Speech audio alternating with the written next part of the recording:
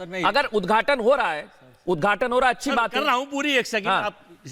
और फिर ये इनके जितेंद्र सिंह मंत्री कहते हैं कि साहब जो सेतु है, राम सेतु, संसद में कहते हैं कि उसका तो कोई अस्तित्व भी नहीं है, झूठ बोलते हैं। अब मैं बात देखिए, ये हर जगह मंदिर मस्जिद हिंदुस्तान पाकिस्तान, हिंदू मुस्लिम और राम और श्याम ले आते हैं। अरे भाई 80 करोड़ लोगों ने रोजगार मांगा था, उन्हें भुखमरी के कगार में रोटी पर आश्रित कर दिया।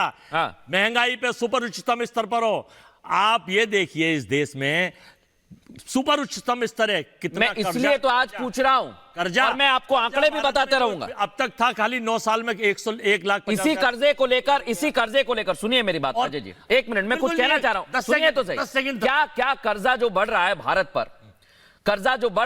पर, उसका जवाब लूंगा मैं के शर्मा जी से। लेकिन मैं यही कहना चाहता हूं, अनुराग भदौरिया जी, ये मुद्दे आऊंगा, वापस मौका दूंगा। अनुराग भदौरिया जी, सर मुद्दे कितने सारे हैं, मुद्दे जनता के होने चाहिए, जनता की बात होनी चाहिए, लेकिन बार बार घूम फिर के एक मुद्दे पर क्यों आ जाते हैं? क्या लगता है आपको अनुराग जी?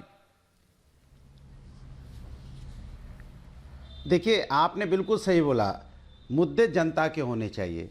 तो जनता का मुद्दा जब विपक्ष उठाता है, चाहे सुरक्षा को लेके हो, चाहे बेरोजगारी महंगाई के लेके हो, चाहे महिला समस्या को लेके हो, चाहे किसान की समस्या को लेके हो, तो पार्लियामेंट से आप उनका निलंबन कर देते हैं। 146 सांसदों का आपने पार्लियामेंट से निलंबन कर दिया। तो वो मुद्दा तो यही उठा रहे थे ना, सुरक्षा को लेके। किस चीज का मुद्दा उठा रहे थे जब आपने उनका निलंबन किया? उसके पहले जब निलंबन किया था वो उठा रहे थे महिला सुरक्षा को लेके, उसके पहले जब निलंबन किया था तो उठा रहे थे किसानों को लेके, उसके पहले जब निलंबन किया था तो देश की अन्य समस्या महंगाई बेरोजगारी को लेकर मुद्दा उठा रहे थे। इन्हीं मुद्दा को उठा के तो वो बार बार इस बात को कह रहे थे कि इस पे चर्चा होनी चाहिए, और आप उनका निलंबन कर देते हैं, उनकी आवाज दबा देते हैं पार्लियामेंट के अंदर में।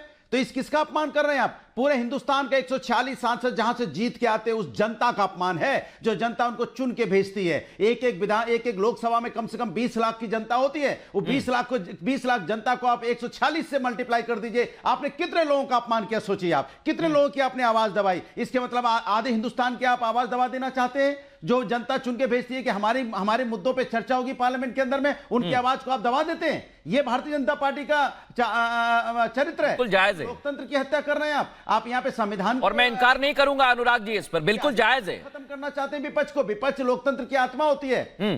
लेकिन अनुराग जी एक सवाल और है, यही तो मैं कह रहा हूं, ये जितने नेता जो हैं, बात पे इस बात, अनुराग जी आपने बिल्कुल ठीक कहा, मैं इसका जवाब लूंगा के शर्मा जी से। एक एक सवाल में नोट करता हूं सर। लेकिन क्या वाकई धर्म का अपमान कर देना ये अब हथियार बन गया अनुराग जी? हाँ देखिए, हम समाजवादी लोग और हिंदुस्तान में सभी लोग, हम समाजवादी सभी जात सभी धर्म का सम्मान करने वाले लोग हैं। लेकिन मैं इनसे पलट के पूछता हूं कि जब आपके संजय निषाद ने क्या बोला था कि प्रभु राम दशरथ के बेटे नहीं है, तो आपके मुंह में दही जम गया था। क्यों मंत्री बने? आज तक निकाल दीजिए उनको। एक सांसद जो इनकी पार्टी में चला गया, पार्लियामेंट में खड़े होकर क्या प्रभु के बारे में बोल रहा था, क्यों नहीं उसको पार्टी में भी ले लिया, उसके बेटे को मंत्री भी बना दिया? ये सवाल इनसे पूछना चाहिए कि आप कब तक इसकी, और यही सवाल मैं पूछूंगा के शर्मा जी से। आस्था का विषय है, मैं पूछूंगा के शर्मा जी से। लेकिन एक सवाल आज राजीव रंजन जी आपसे भी पूछना है मुझे। की राजनीति होनी चाहिए। क्या जब अनुराग भदौरिया कहते हैं कि